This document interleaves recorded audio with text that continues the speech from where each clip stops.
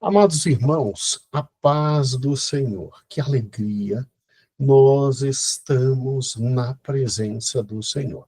E terminamos a lição número 1, muito preciosa, muito bem escrita, e agora estamos indo para a lição número 2. Ela está situada a partir da página de número 11, e, meu querido pastor Cristiano, a paz do Senhor. Paz do Senhor, meu pastor, mais uma vez é uma alegria estarmos juntos, né? Estarmos reunidos, estarmos também reunidos com os nossos irmãos, que é um momento gostoso, um momento agradável, de estarmos com os pastores, com os professores da Escola Bíblica Dominical. A paz do Senhor a todos, meus irmãos. Que bênção. Irmãos, com certeza, a primeira lição foi uma bênção para todas as nossas igrejas. Na segunda lição, pastor Cristiano, ele desenvolve uma ideia que é uma ideia fundamental para nós. Fundamental para nós. Por quê? Porque depois que a gente situou o milênio, onde ele tem que estar, que é após a grande tribulação, tem muita gente que pensa, tadinhos, mas pensa, é pensamento, é livre, que Deus só reina no milênio, de que, de alguma forma, as coisas estão sem controle, e desde o Éden as coisas estão meio perdidas, que Deus se perdeu no tempo e no espaço, e aí só lá no milênio é que ele vai voltar a governar. Isso é verdade, pastor? Não, não é verdade, né? E a gente sabe que Deus está no controle de todas as coisas. Nós temos textos bíblicos, inclusive em Apocalipse, quando Jesus se apresenta a João, ele fala: eu sou o alfa e o ômega, o princípio e o fim. Ou seja, ele está no início de todas as coisas, está durante todas as coisas, está no final de todas as coisas. Então, tudo está estabelecido e está no controle dele. Então, Jesus Cristo, ele está reinando. Jesus Cristo está governando nas nossas vidas, também nos dias atuais. Então, agora tem como entender, lá na página 11, o texto áureo. Olha que fantástico o texto áureo. Ele está em 1 Coríntios 15, 24 a 28, que diz: então virá o fim, quando ele entregar o reino a Deus e Pai, quando houver destruído todo o principado, bem como toda a potestade e poder. Porém, convém que ele reine até que haja posto todos os inimigos debaixo dos seus pés. Deus é muito paciente, pastor. Deus é muito paciente. Se a eu e você já tinha colocado o inimigo todo debaixo dos seus pés, Deus é tão paciente e sábio que determina o momento certo de botar cada inimigo aos pés, mesmo Jesus reinando, né? A gente precisa compreender, porque nesse propósito existe um resgate. Então, Deus não vai destruir tudo antes que aconteça também o resgate daquelas almas, das vidas que vão chegar, que estão chegando, que já chegaram e que vão chegar até Jesus Cristo. Então, nesse plano perfeito de Deus, existe o propósito da redenção. E aí, por que Deus não acaba logo com tudo, dá um final em tudo? Porque existe também o plano da redenção. Tá. Deus já não bota limite a tudo e acaba com tudo, porque tem muitas almas ainda a salvar. Acabei de me lembrar daquele texto em que nasce o joio, nasce o trigo, e aí a gente quer arrancar. A gente quer arrancar. Mas se arrancar o joio, corre o perigo de arrancar o trigo, né? Exatamente. E Deus faz a mesma coisa com a história da humanidade. E aí vem, ora, o último inimigo que há de ser aniquilado é a morte, porque todas as coisas sujeitou debaixo dos seus pés. Mas quando diz que todas as coisas lhe estão sujeitas, claro, se excetua aquele que sujeitou todas as coisas. E quando todas as coisas estiverem sujeitas, então o mesmo Filho se sujeitará àquele que criou, que todas as coisas lhe sujeitou, para que Deus seja tudo em todos. Então, a ideia que se traz aqui é, primeiro, que Deus não perdeu o controle de absolutamente nada, mas que Deus tem paciência de, depois que o mal surgiu, ir com calma, sujeitando todas as coisas àquilo que é correto, por amor das almas que ainda vão ser salvas. É esse o pensamento mesmo? É esse o pensamento. Então, como está descrito aqui no estudo 2, né, existe um propósito e um objetivo. Tanto no reinado de Jesus Cristo, no reinado milenar, né, que é o final, mas também todo o processo que vem acontecendo, né, que vem sendo construído durante esse período que antecede o milênio. E que o Senhor continua no controle de todas as coisas. E é esse o erro que os discípulos tiveram na época. Eles queriam que o reino completo se estabelecesse antes do tempo, e Jesus veio antes de dominar, veio morrer pelos pecadores. Tudo tem seu tempo, tudo, né? Tem o seu tempo, né? Deus que estabeleceu o tempo para todas as coisas debaixo do sol. Muito bom, muito bom. Então, meu pastor, essa lição é uma lição preciosa, porque ela, em primeiro lugar, veio para o professor ensinar para o aluno que Deus nunca perdeu o controle. Porque às vezes a gente pensa que, com a noção do milênio, o controle Deus vai ter só no milênio. Não. O milênio é algo diferente. Deus nunca perdeu o controle.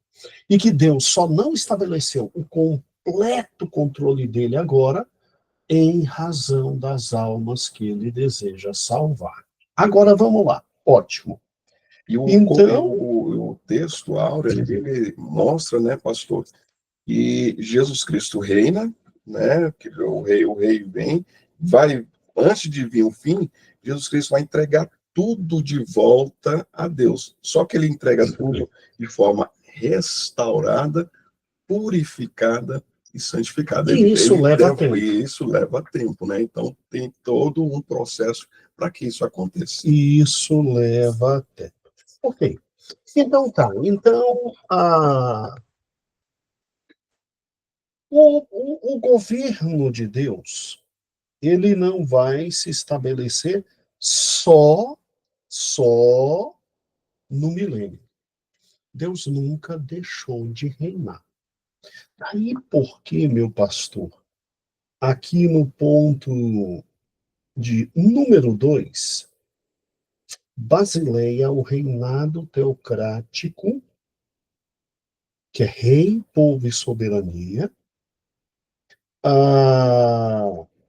você desenvolve mostrando no 2.1 o reinado teocrático no Éden.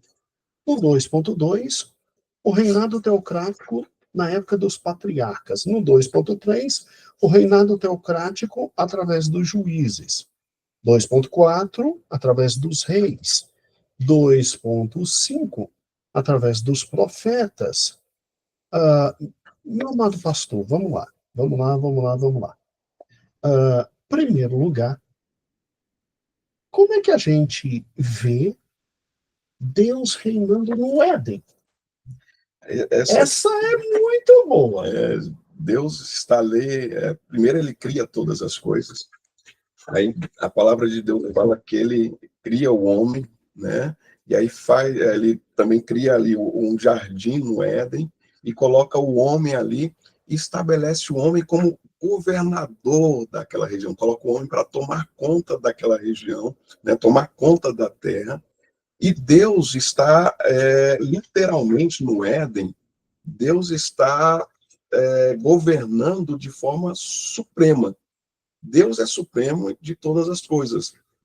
A gente vê no Éden, por exemplo,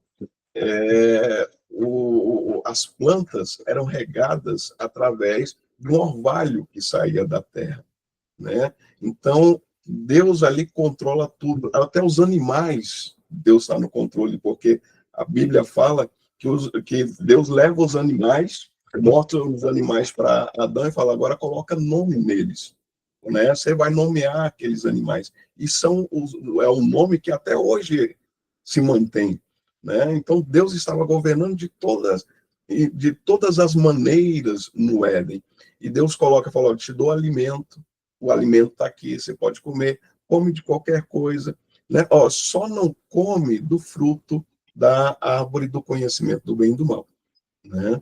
E aí nós temos que Deus ali também, até o ensinamento, que a gente vai ver que volta a ser restabelecido no milênio, que o Senhor que vai ensinar as nações, o Senhor que vai trazer o ensinamento às nações, o entendimento. O ensinamento no Éden era feito por Deus. Na virada do dia, Deus ia ter com o homem para ensinar o homem, né? Então, o homem aprendia as coisas com Deus. Então, até o ensinamento era com Deus. Então, Deus governava, Deus tinha a teocracia, o governo era, nesse momento do Éden, era totalmente de Deus. Até a queda do homem, é claro, né? Mas até aquele momento era de Deus. Inclusive, havia a proposta da vida eterna, tanto é que havia a árvore ali que tinha o fruto da vida, né? A árvore da vida, e havia ali também a proposta da vida eterna. Só que o homem, ele dependia de confiar, de acreditar em Deus e de permanecer em Deus para poder comer também do fruto da árvore da vida, para ele viver eternamente. Só que o que acontece? Pecou. O homem pecou, né? Foi E ele retirado. foi retirado antes que ele comesse do fruto, né, da árvore da vida, pudesse viver eternamente. Então, ele é retirado ali daquele ambiente que Deus havia criado, que Deus estava dominando, que Deus estava governando. Então, por causa do pecado, o homem, que era o representante, Adão, que era o representante de Deus ali naquele momento na Terra, ele sai de cena, né, ele deixa essa representação. E aí uma série de coisas acontece. Deus fala, olha, maldita é a terra agora por tua causa, por causa do pecado. Então, uma série de coisas passaram a acontecer por causa do pecado do homem, né? Mas Deus, no Éden, ele estava governando, ele reinava soberanamente. A soberania de Deus estava ali. É muito bonito isso, porque a gente pensa que, na verdade, era Adão que estava ali, sozinho com Eva, e de tarde Deus vinha, conversava. Não, Deus estava com eles, trazendo alimento, trazendo proteção, trazendo vida, trazendo absolutamente tudo que eles tinham. E isso é muito bonito, porque tem gente que diz que Deus criou o mundo, deu corda e deixou. Não, Deus estava reinando no Éden. Agora, é um reino muito bonito, né? Um reino que dá tudo para o homem, abençoa o homem, dá para o homem felicidade, paz, alimento, proteção, dá ao homem exatamente todas as coisas, ainda vem no final do dia se comunicar com o homem, ter alegria com o homem. Gente, que coisa fantástica, Deus percebe, né? inclusive, a necessidade do homem. Deus percebe a necessidade do alimento e providencia o alimento. Deus percebe a necessidade do homem, da ajudadora. Sim. Né? E aí Deus providencia a ajudadora idônea ali. Né? Então Deus é um rei que serve. É um rei que está servindo. É um Né? rei que serve. E é interessante isso, porque se eu falou do serve, eu acho interessante, porque às vezes algumas mulheres entendem, né, que quando coloca ali que a mulher serve ao homem, não sei o quê, aí fala, não, está rebaixando, está diminuindo a mulher. Não, Deus colocou na mulher um atributo que é dele. o atributo de servir, o atributo de ajudar, né? Então, Deus ajudava o homem desde o Éden, nos ajuda até hoje, né? Se não fosse Deus nas nossas E vidas. não é inferior a E nós. não é inferior a nós, muito pelo contrário, ele era muito superior. E a mulher, né, quando Deus coloca a mulher com essa condição de ajudadora, né, de poder servir, é um atributo do próprio Deus na vida da mulher. Então, não a inferioriza de maneira nenhuma. Agora, excelente. Irmãos, pastores, por gentileza, não fique mostrando Deus como rei só no Éden, que senão não acaba a lição, né? Pelo amor de Deus. Está ótimo, muito bonito. Mas aí houve o pecado. Houve o pecado, e sem nenhum problema a gente continua vendo Deus governando mesmo depois do pecado. A gente vê as duas linhagens, a linhagem de Sete, a linhagem de Caim, a gente vê Deus governando todas as coisas, tanto é que quando o pecado chega ao máximo, o governo de Deus é tão grande que Deus destrói toda a humanidade, recomeça tudo com Noé, tá ótimo. Dá para ver também o governo de Deus após a queda, tá? O pastor Cristiano deixa isso bem claro. Dá para ver o governo de Deus também após a queda. Ele é tão soberano que o dilúvio é prova disso. Agora, o que é o governo teocrático de Deus pelos patriarcas, pastor? Aí Deus resolve fazer, né, anteriormente, Deus faz uma promessa lá que quando o homem cai, o homem rejeita ali, na queda do homem é a desobediência. E a desobediência é a rejeição a Deus, né, a rejeição da autoridade divina, da soberania divina. Mas ali mesmo em Gênesis 3,15, Deus já providencia, né, estabelece, ó, através da descendência da mulher. Então, através da descendência da mulher, novamente, né, o homem, por sua própria vontade, porque isso dependia no Éden, que pela sua vontade se sujeitasse a Deus. Uhum. Então, pela descendência da mulher, em Gênesis 3,15, haveria alguém que se sujeitaria a Deus, né? E aí a gente chega no reinado teocrático através dos patriarcas, no item 2.2, Deus pega um homem de meio a no meio de toda a humanidade, esse homem chamado Abrão, né? E Deus estabelece ali, fala, primeiro Deus fala o seguinte, ó, sai da tua terra, do meio da tua parentela, para um local que eu te darei. O que Abraão faz?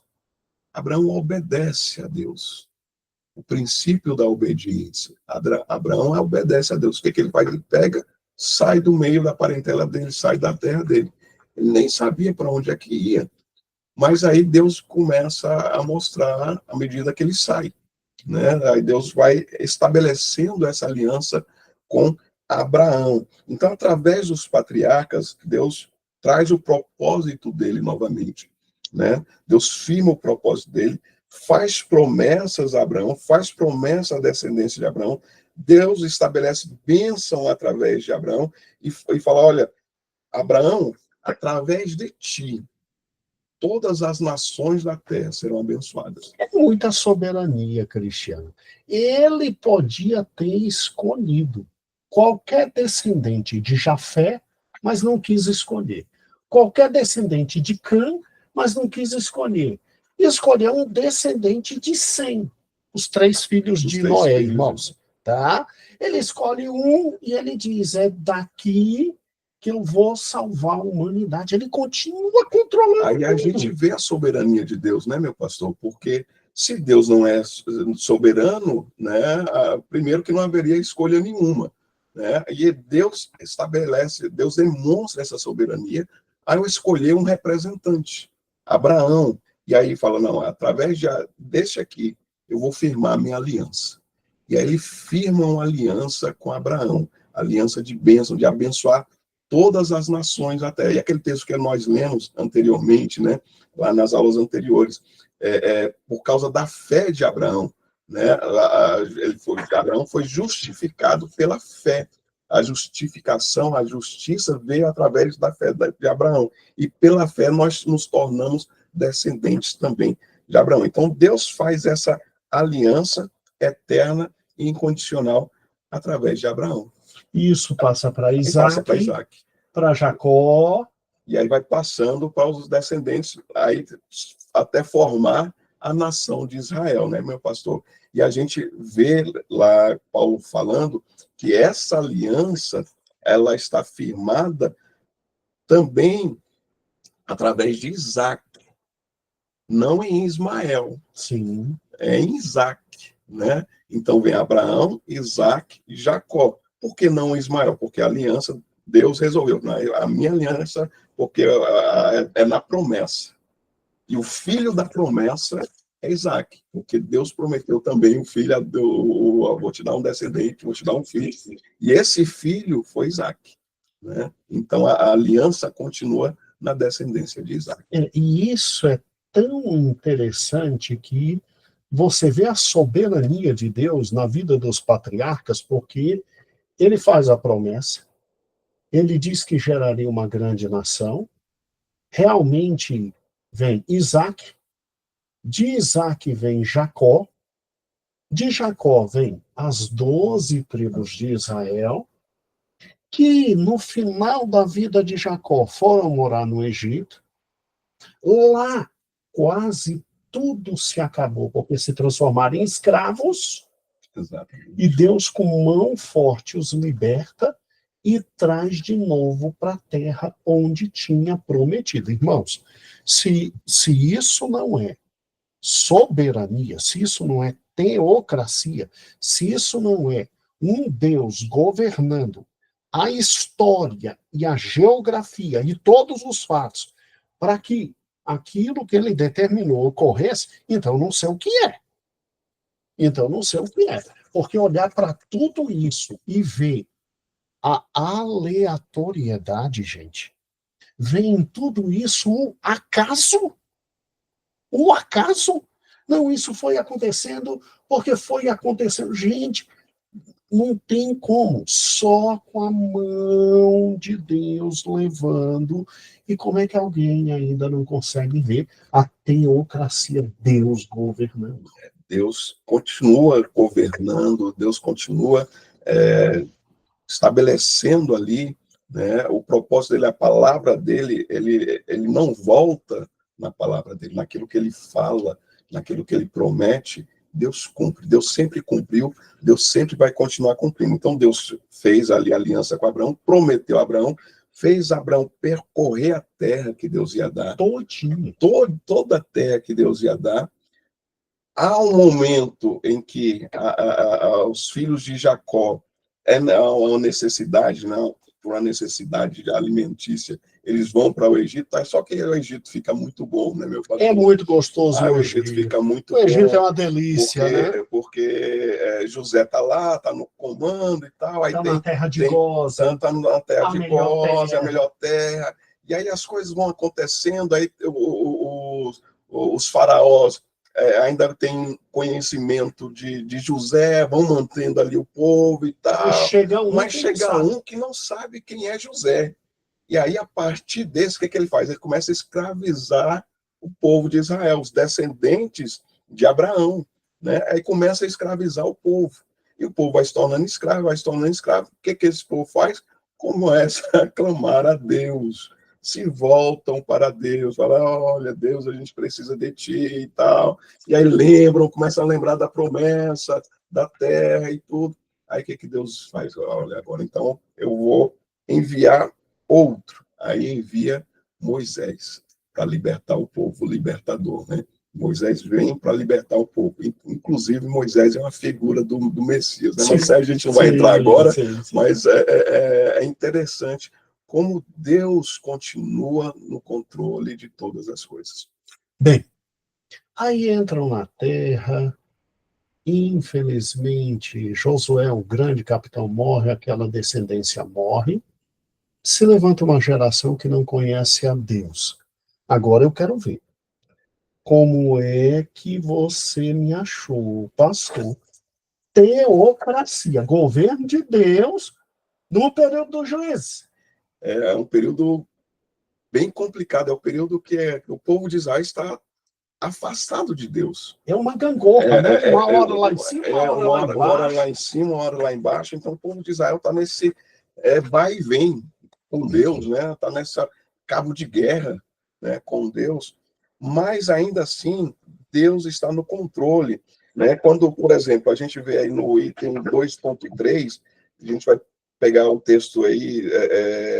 Página 14. Página 14, página 15, tem um texto aí na página 15, no início, falando: então os homens de Israel disseram a Gideão: domina sobre nós, tanto tu como teu filho, e o filho do teu filho, porque nos livraste do poder dos midianitas, aqui na época dos juízes.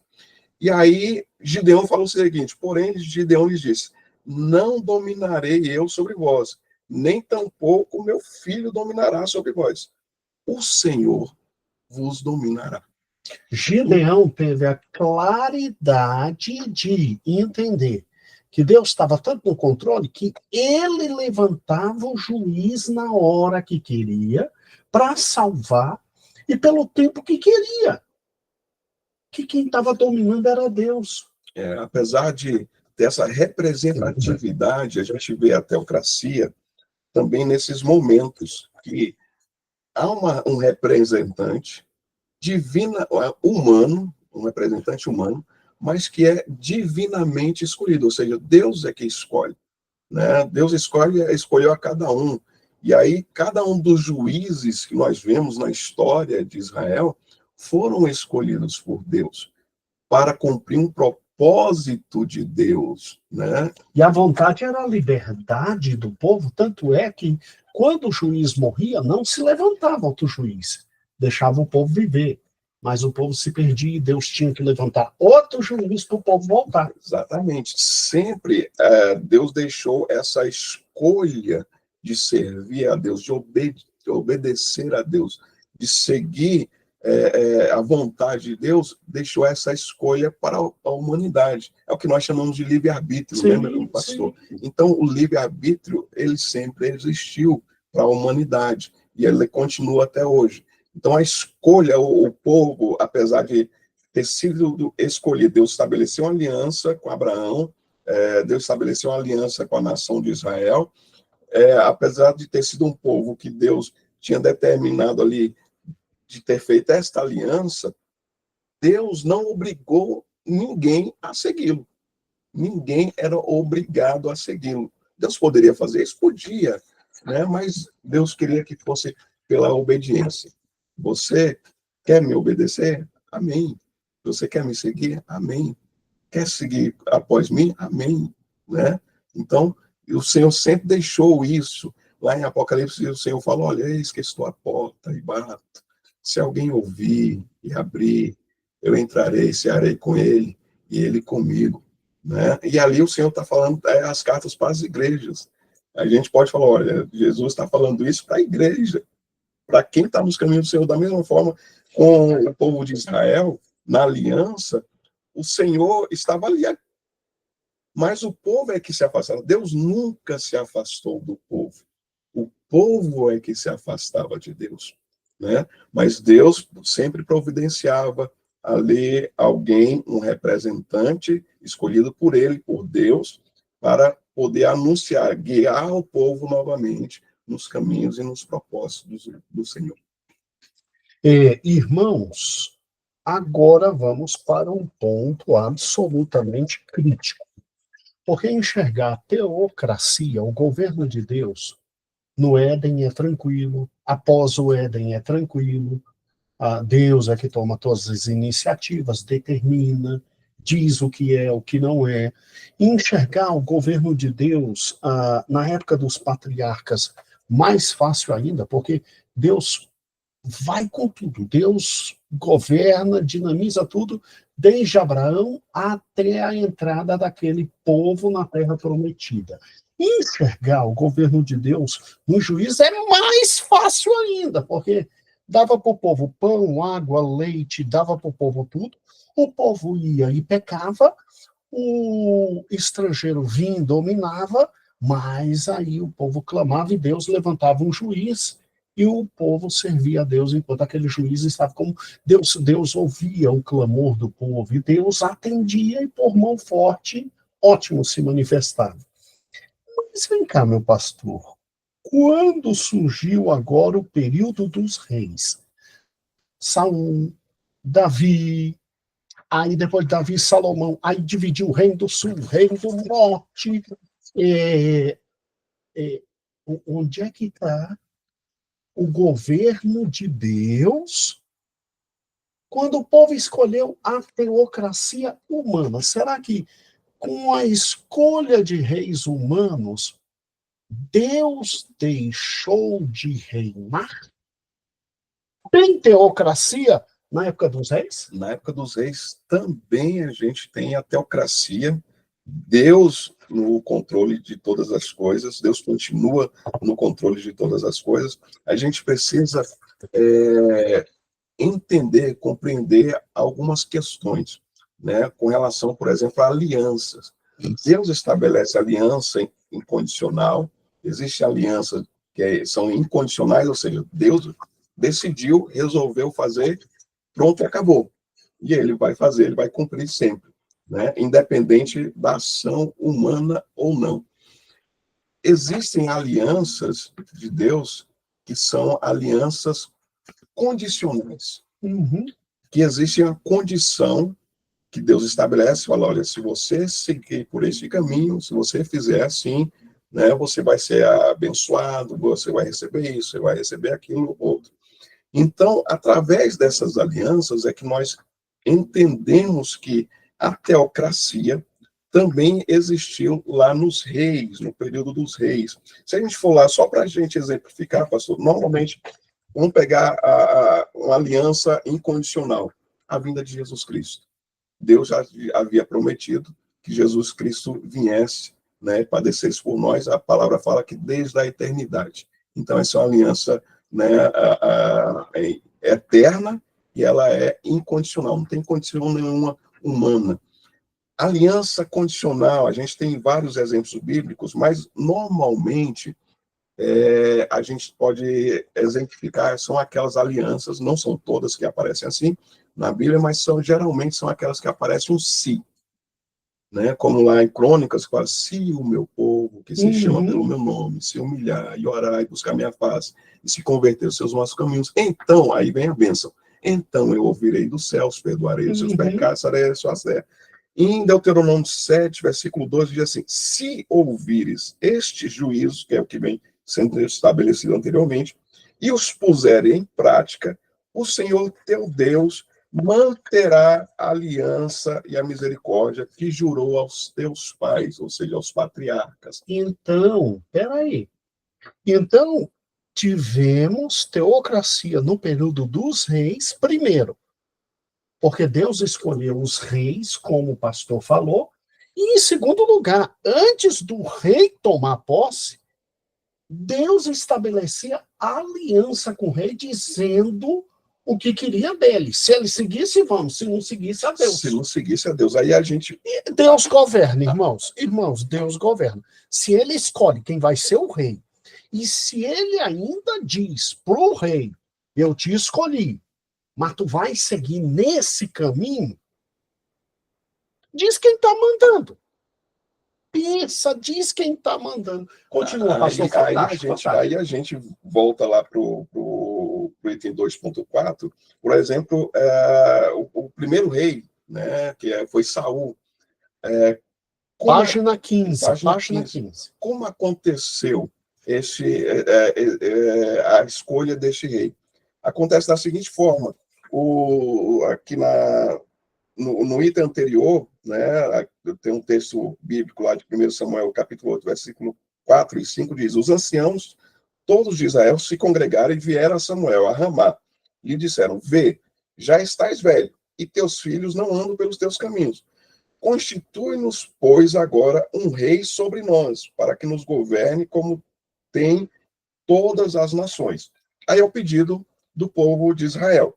Né? O povo de Israel chega para Samuel e fala, ó, teus filhos, você está velho, teus filhos não estão andando no mesmo caminho que o teu, a gente quer agora o rei que foi prometido. porque estava lá na aliança, conforme eu disse, havia aliança, Deus tinha estabelecido desde lá do Gênesis que haveria um rei. Eles vêm e pedem esse rei. Aí vem aqui no texto, 1 Samuel, capítulo 12, versículo 13, na página 15 também, na segunda coluna. Eis aí o rei que elegeste, que pediste. E eis que o Senhor, quem foi que deu? O Senhor vos deu um rei. E olha que o primeiro rei se escondeu para não ser rei, e pegaram ele, Saul. E pegaram ele. Ele está escondido ali, ó. Pode ir lá trazer o rei. Então, houve um pedido, né? E Saul estava estabelecido da forma que o povo queria. Então, era segundo o pedido do povo. Então, Saul tinha as características de um rei conforme o povo queria, que era um rei da mesma forma que as outras nações tinham. E aí, Deus, mas só que foi Deus que deu. Ainda assim, foi Deus que deu, porque a palavra ela é muito clara. Eis aí o rei, Samuel chega e fala para o povo, eis aí o rei, que elegeste e que pediste. Eis que o Senhor vos deu este rei. A teocracia não tem como ser negada na época dos reis. Deus dá um rei, Deus escolhe, Deus faz aliança com o rei dizendo, é assim, assim, assim que eu quero, porque senão vai acontecer isso. Tanto é que Samuel olha para Saul quando ele errou e disse, ó, Deus ia confirmar o teu governo, a partir de agora Deus já botou outro no teu lugar. Tanto é que quando Salomão erra, por causa da aliança, Salomão erra, Deus pega e diz, ó, por amor a teu pai, Davi, eu não vou dividir o reino, mas o teu filho eu vou dividir, vou dar 10 tribos para o teu servo, e você vai ficar só com 2. Me diz se não é Deus que está governando. Me diz se não é Deus que está governando. Mesmo apesar de toda a burrada, gente. O homem cometeu a maior burrada da vida dele no Éden. Mas Deus nunca deixou de governar. Agora, meu pastor, e quando as monarquias foram destruídas, acabou tudo, Deus governou como? Nós temos o seguinte, o que acontece? Contou a parte aí da história dos reis, né? E aí o reino é dividido, né? O reino é dividido por causa de Salomão, né? Da desobediência de Salomão, o reino é dividido. E aí, nessa divisão, os reis se perdem totalmente, né? Alguns poucos servem a Deus. Alguns poucos falam, tá tudo acabado, aí vem um, dá uma reformada, fala, não, melhora isso aqui, restabelece o culto, glorifica a Deus. Urias, Josias, né? Aí a gente tem alguns reis que vêm e trazem isso. Mas a grande maioria esmagadora dos reis não quer nada com Deus, estão servindo a outros deuses, edificam altares a outros deuses, sacrificam a outros deuses. Aí o que Deus faz? Deus levanta os profetas. Os profetas passam a ter um papel essencial nesse período. Por quê? Porque os profetas eles vêm com a palavra de Deus. Os profetas é que traz a mensagem de Deus, porque os reis se perderam. Então, os profetas são usados por Deus para levar a palavra de Deus, para avisar os reis, falar, olha, você se perdeu, se converta. Olha, faz isso, você está errando aqui, vamos fazer dessa forma. Então, o profeta trazia a palavra de Deus, trazia para os reis naquela época, que quando eles estavam errados, estavam no pecado, eles demonstravam o erro, o pecado que eles estavam cometendo, ou né, falar alguma coisa na questão de guerras, por exemplo, falar, olha, você vai por aqui, você vai fazer isso, você vai guiar dessa forma, você vai agir dessa e dessa forma. Então, Deus continuou no controle. Deus havia ainda a teocracia na representatividade pelos profetas, porque os reis se perderam, e aí Deus usa os profetas para trazer a sua palavra, trazer a sua direção, trazer a sua orientação. Que ia acabar com tudo. Até mesmo para dizer que ia acabar com aquele reinado, falando, esse reinado aqui acabou, já era, não vai ter mais, né? Então, até o último rei, né? Até o último rei, quando Fantástico, Deus termina Cristiano. esse período. É um período tão difícil que você tem a teocracia por intermédio dos reis, reis bons como Davi, Urias, Josias, e você tem a teocracia, Ezequias, você tem a teocracia por intermédio dos profetas avisando aos reis ruins, não é assim, não é assim, não é assim, a paciência de Deus vai acabar. E isso me vem agora com o seguinte pensamento.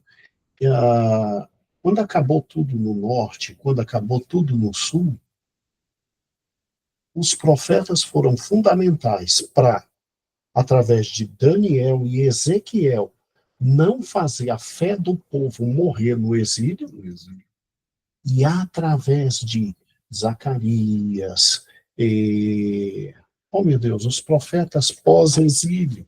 Deixa eu pegar a palavra de Deus aqui. Zacarias, Miqueias, Malaquias. Tá tudo aí Todos na os revista. profetas estão na revista, Entendeu? na página 17. Isso, olha aqui, ó. Através de Malaquias, Zacarias, Ageu não, Zacarias, Malaquias,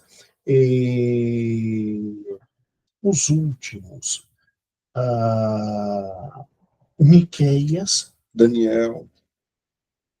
o povo espera o grande renovo de Israel. Então, eles foram fundamentais para que a teocracia existisse no período do exílio e pós-exílio.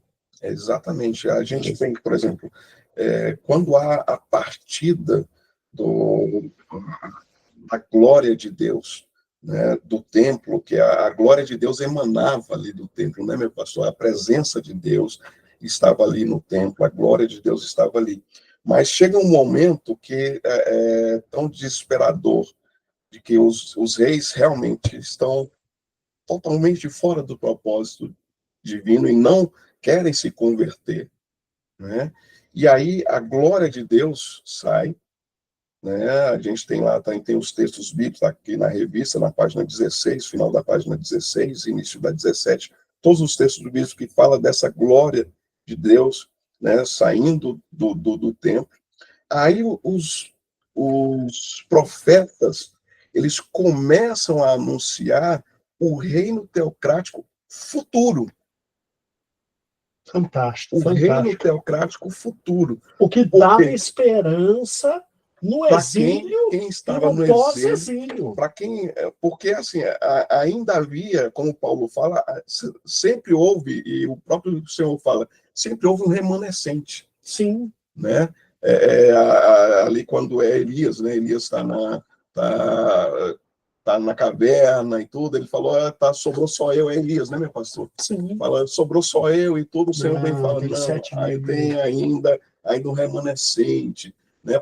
Paulo lá, escrevendo aos Romanos, fala novamente sobre o remanescente, né? Então, sempre houve um remanescente, sempre houve alguém que tinha esperança, sempre houve alguém que esperava em Deus, sempre houve alguém que confiava em Deus.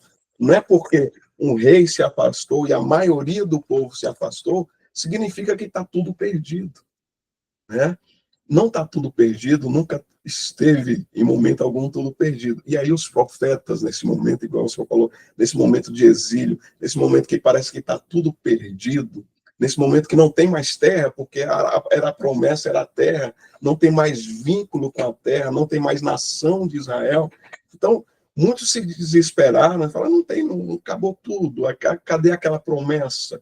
Cadê aquele Deus, né, que fez tantas coisas, tantas maravilhas? Então, mas havia aquele povo remanescente.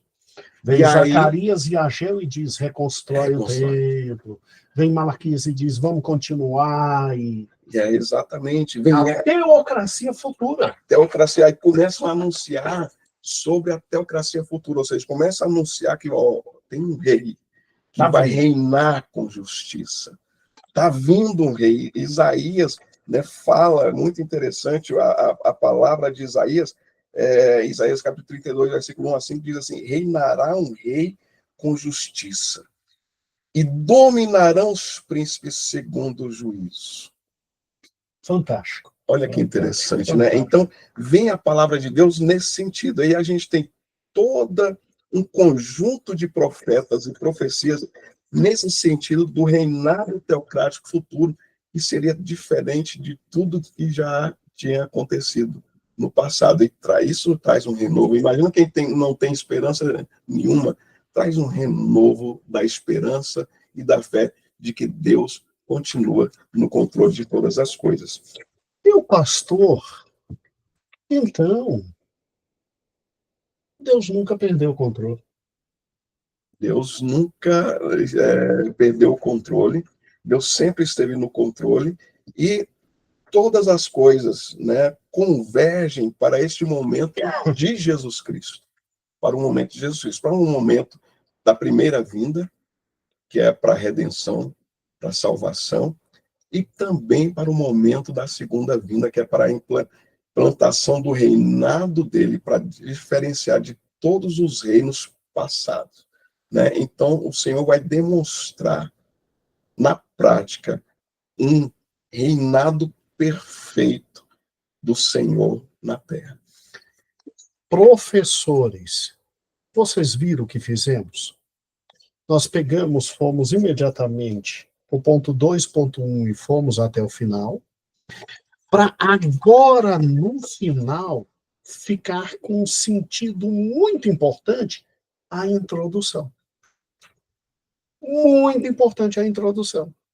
Aí agora, nesse momento, que você vai ler a introdução.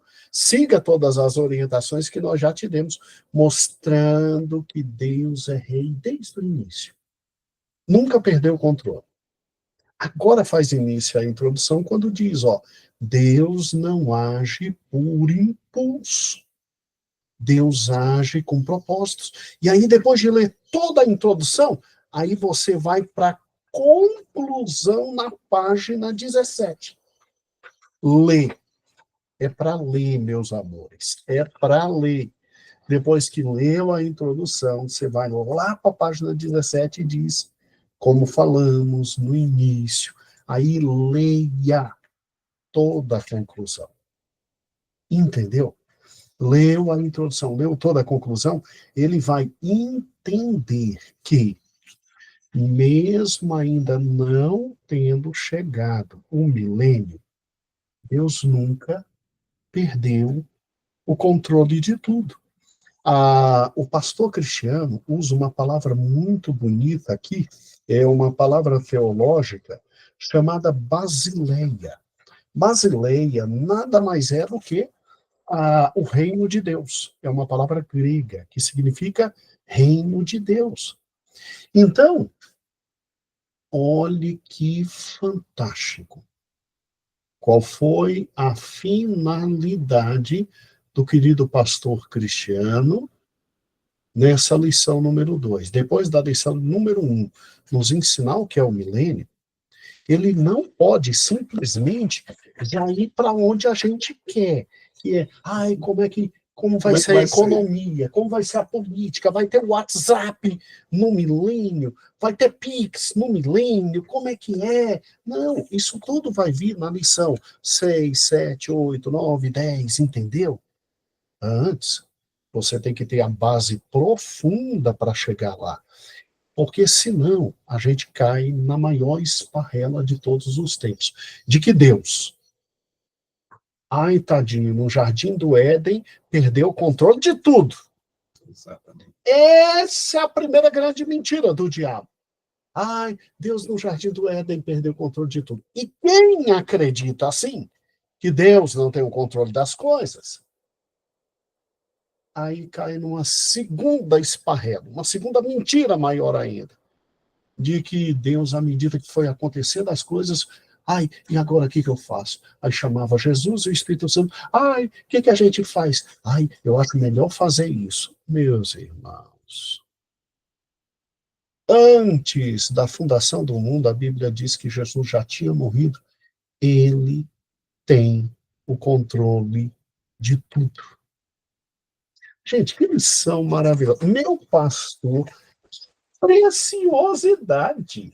Jesus, repetindo, né? Jesus, ele é o alfa e o ômega. Ele é o princípio e o fim. Está tudo no controle dele, está tudo nas mãos dele. Por que que a gente reforça isso e a gente precisa reforçar isso? Porque a gente está no período, meu pastor, dos falsos mestres, dos falsos profetas, né? Conforme lá Mateus capítulo 24. Então, muita gente vai aparecer, meu irmão, para você. Algumas pessoas vão aparecer para você e vão querer ensinar, vão querer falar de forma errada. Falar, não, esse seu Deus aí é um Deus que ele não está no controle de nada, não. É um Deus que não está, primeiro, não está vendo o que está acontecendo. É um Deus que o homem pecou, aí ele foi dando um jeitinho aqui, dando um jeitinho ali, tentando por aqui, Puxadinho. Vai fazendo um puxadinho aqui, vai tentando arrumar as coisas, aí tenta com os patriarcas, não dá certo, aí tenta com os reis, não dá certo, aí tenta primeiro antes com os juízes, né? Com os juízes não dá certo, o negócio fica feio, tenta ali com os reis, não dá certo e tal. Então, é tentativa e erro. É como se Deus estivesse na tentativa e erro. Vão surgir falsos mestres, falsos profetas, e às vezes já está até no meio de vós, como o Senhor fala, está no meio de vós, né? E aí o que a gente precisa saber? A gente precisa compreender a palavra de Deus.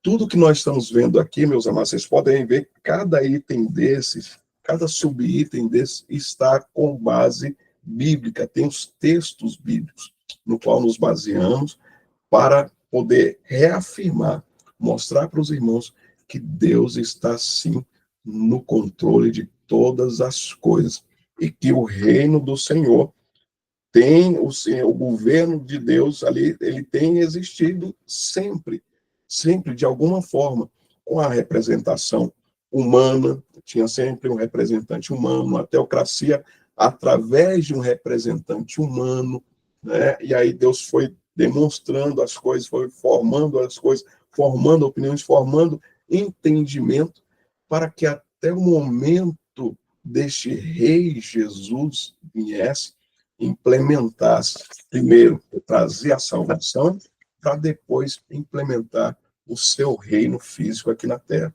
Perfeito, como desde o princípio. Graças a Deus. Temos um Deus que não perdeu e nunca vai perder o controle de absolutamente nada. Então, uma aula maravilhosa para você. Só não me erre uma coisa, por gentileza. Não vai ficar entusiasmado com a teocracia no Éden, nos patriarcas, nos juízes, nos reis, nos profetas, e dizer que isso já é o milênio. Não chama Jesus Genésio, não. Não chama Jesus Genésio. O milênio é a teocracia perfeita, onde o próprio Cristo desce fisicamente e estabelece o seu reino. Tá ok? Então, fique tranquilo, porque Deus nunca deixou de governar, mas isso ainda não é o milênio. Ainda não é o milênio. E Muito deixar obrigado. isso bem claro para os nossos queridos alunos, né, pastor? Apesar de Deus estar no controle, no comando de todas as coisas, ainda não é o milênio, porque as promessas do milênio são excelsas e sublimes, não, né? São altíssimas. São altíssimas. Altíssimas demais. Glória a Deus. Então, duas questões, hein? Você tem Deus governando sempre, em todo momento, mas isso não é um milênio, tá? E tem aquela questão, o milênio só vai existir porque Deus nunca governou. Tá doido? Deus sempre governou. Meu pastor, tu és uma grande bênção para nós. Que revista e que lição preciosa. As últimas palavras. Amém. Graças a Deus e, mais uma vez, pelo Espírito Santo, nos conduz na palavra dele. né, que é o Espírito Santo que nos tem conduzido. Eu tenho certeza que o Espírito Santo tem conduzido a vida de cada um dos meus pastores, dos professores da escola bíblica, e são ensinamentos que o próprio Senhor tem colocado no nosso coração e tem sido bênção para as nossas vidas. Amém.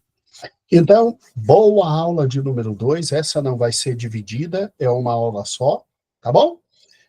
Você já viu que toda sexta-feira, quinta, sexta-feira, sai a aula, aí todo mundo tem tempo para estudar, tá? E aí vai, estuda. A maioria de nós sempre vai ministrar no domingo posterior, então passa a ter praticamente uma semana e meia para estudar. Os que ministram na terça, na quarta, na quinta, pegam já uma semana antes, ficou maravilhoso. E até a lição número 3. Um grande beijo, a paz do Senhor e excelente aula para você. Excelente aula para você. Paz do Senhor. Paz do Senhor, meus amados.